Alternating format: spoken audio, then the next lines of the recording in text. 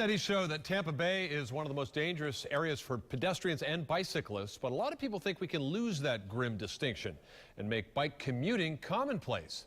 One small pedal in that direction is happening on an unlikely street.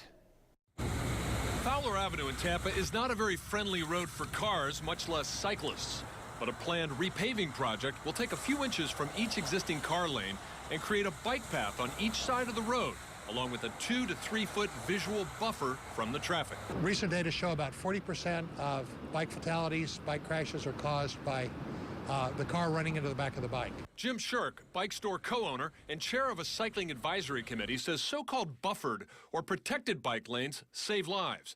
In American cities like Seattle, and more commonly in Europe, bike lanes with visual or physical barriers help drivers know where to expect cyclists. In Copenhagen, the street signals are actually timed for bikes, not cars.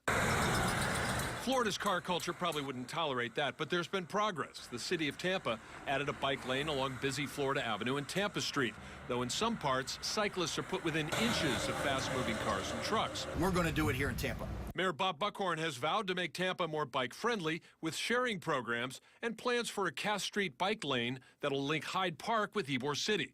But to actually take cars off the road and offer commuters a real transportation choice, bike advocates say the Bay Area has to create more safe and useful bike corridors, not just for recreational riders, but for the many low-income residents known as bike-dependent. They can't afford a car. What they can afford is a bicycle. If we want to get them to work so they can be productive members of society, make it possible for them to get to work without dying.